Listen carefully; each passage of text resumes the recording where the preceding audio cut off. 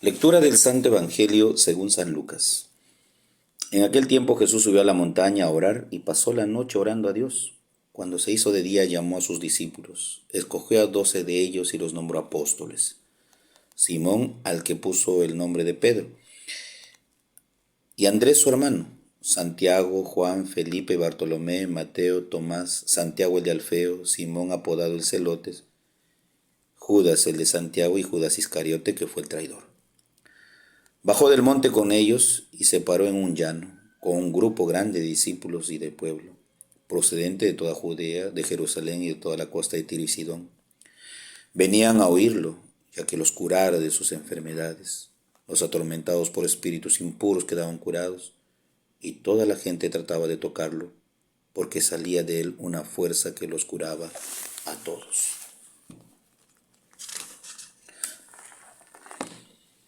Palabra del Señor. Gloria a ti, Señor Jesús. Queridos hermanos, hermanas, muy buenos días en el Señor Jesús. Hoy martes. El Evangelio muy lindo, muy lindo. Todo el Evangelio es lindo en realidad, ¿no? Sino es que hay partes donde resuenan mucho más en el corazón por muchas cositas, muchos gestos y palabras de Jesús que ya iré un poquito compartiendo en esta corta homilía.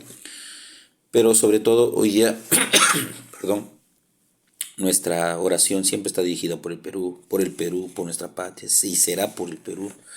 No queremos ver desangrarse nuestra patria por toda esta situación política que nos envuelve y nos arrastra más que a la deriva y a un gobierno que no tiene ni a dónde va, ni a dónde viene, no tiene norte, no tiene una brújula, no tiene un puerto, no tiene nada. Sinceramente, cada día la noticia nos hace ver a un corrupto, a uno que trata de tapar todas sus tonterías, su corrupción, en la cual está envuelta toda su familia.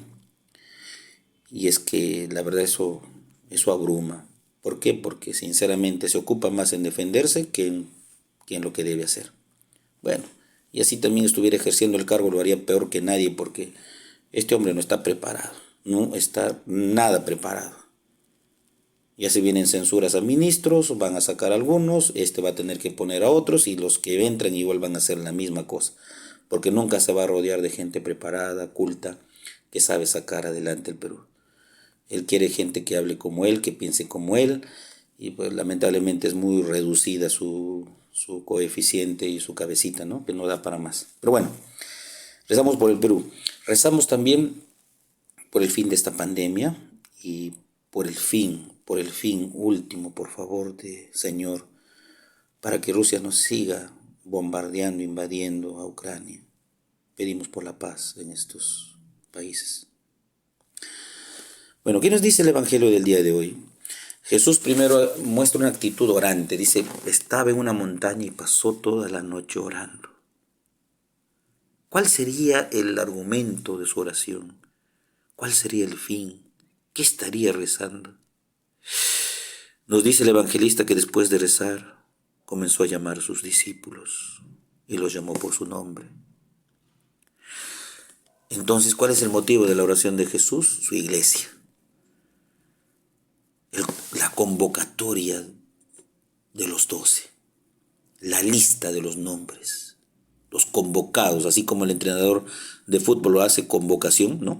Convoca, dice, va a lanzar la lista de convocados y todo el mundo está con las orejas paradas porque no saben si va a escuchar su nombre.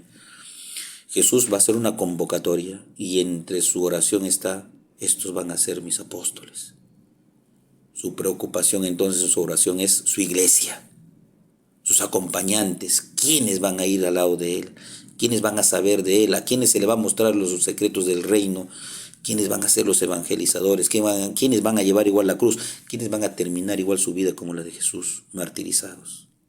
Bueno, esa es la preocupación de Jesús, que es quiénes me van a acompañar, qué va a ser de mi iglesia, cómo quiero fundarla. Pues bien, el término apóstoles en griego es apostoloi, que significa enviado por alguien. Apóstoles en nuestro idioma castellano. Estos son enviados por alguien. El apóstol no es enviado por sí mismo. es enviado por alguien y es delegado de ese alguien y tiene que comunicar lo que la noticia del que lo envía, no su propia noticia. Entonces el enviado depende del que lo envía. Y no es más el enviado que el que lo envía. No, no, jamás. Por eso dice Jesús, no es más el discípulo que su maestro. El maestro es el primero. Y yo como su maestro los he llamado a ustedes y los he convocado para que sean parte de mi misión, que es lo que quiere Jesús. Entonces, apostoloi, enviados por alguien. Apóstoles, enviados por alguien. ¿Quién es ese alguien? Jesús. Muy bien. Y al nombrar los apóstoles, menciona aquí el evangelista Lucas el nombre de los 12 convocados, ¿no? Y los 12 convocados son pues Simón, quien es Pedro, Andrés su hermano, Santiago, Juan, Felipe, Bartolomé, Mateo, Tomás, Santiago el de Alfeo, Simón apodado el Celote, Judas el de Santiago y Judas Iscariote, que es el traidor. Los 12 nombres. Al explicar y al decir sus nombres, Jesús nos dice algo. Los llamó por su nombre porque los conocía a ellos. Conocía su corazón, sus intenciones, pero sobre todo conocía su interior. ¿De qué madera están hechos? Los 12 eran oro en bruto, a los cuales tenía que pulir y darle forma, porque valían lo que son. Porque a pesar de sus flaquezas y debilidades, al final dieron la vida por Jesús.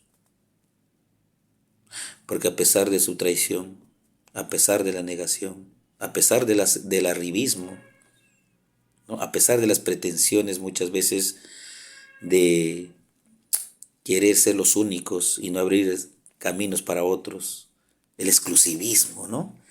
Pero también el hecho de, no solamente exclusivismo, sino también de protagonismo, ¿no? Somos los escogidos. Se nos ha dado poder, se nos ha delegado el poder para perdonar pecados, expulsar demonios, curar enfermos. Oye, somos elegidos. Qué bonito es sentirse así, pero también qué decepcionante saber cuando no van a cargar la cruz y van a abandonar al maestro, ¿no? O sea, qué bonito es ser apóstol cuando están en momentos rimbombantes y de gloria, pero qué triste ser apóstol cuando las papas queman, ¿no? Ahí sí nadie quiere ser apóstol, ahí nadie conoce a Jesús. Es propio de nuestra naturaleza humana, ¿no? La muestra en ellos, somos así nosotros, pero Jesús los ama así. Jesús los ama así como son, ¿no? Y los ama tanto que da la vida por ellos. Y el ejemplo más grande que les da Jesús a estos dos es: sírvanse uno al otro, sean hermanos uno del otro, sepan lavarse los pies. Creo que este ha sido el ejemplo más grande de humildad que ha dado Jesús para que ellos sean últimos y no primeros. Para que si quieres ser primero, hasta el último y comienza a lavar los pies a tus hermanos. Y el ejemplo de Jesús era muy claro para los 12.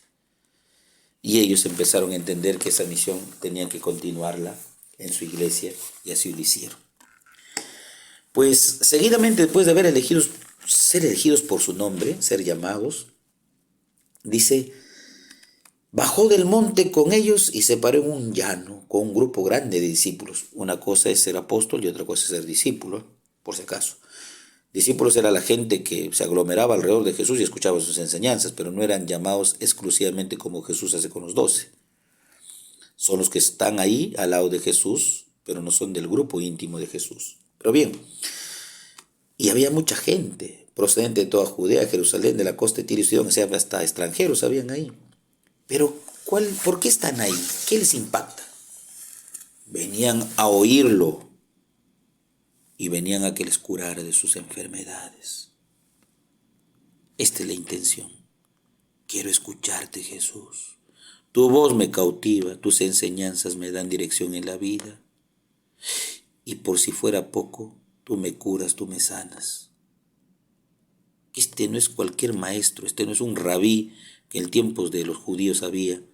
Este es un hombre comprometido con la causa, con la iglesia, con su gente. Un hombre que no dilata curaciones, un hombre que no posterga el perdón de los pecados, un hombre que atiende la apremiante urgencia que el momento necesita. En cambio, aquí en este mundo, todo el mundo te da dilaciones, te dice espérate, nunca te atienden. Es tremendo. Acá tranquilamente se puede postergar todo. Aquí simplemente una obra va a demorar más del tiempo debido. Pero Jesús no conoce eso. Jesús ha venido a curar y lo hace pronto y rápido, en el acto. Pues eso ha venido Jesús. Y qué bueno que lo haga enfrente de sus discípulos, de los apóstoles. ¿Por qué? Porque ellos aprenderán, no solamente por la enseñanza, que es la teoría, sino por la práctica, que es tocar al enfermo y perdonar los pecados, que es estar al lado del que el que está caído y derruido por una enfermedad.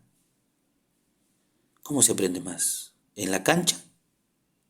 ¿La experiencia? Pues sí. Un médico, si nunca va a atender enfermos, si nunca va a operar, de nada le sirve la práctica, la teoría. El profesional crece en su profesión cuando va a la cancha, en la práctica. Y así será un buen maestro.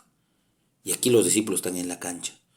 Y saben por qué los llamó. Ya les está dando las primeras líneas. ¿Para qué los ha llamado? Para esto. Para que atiendan ustedes a los que los llaman, los que los necesitan.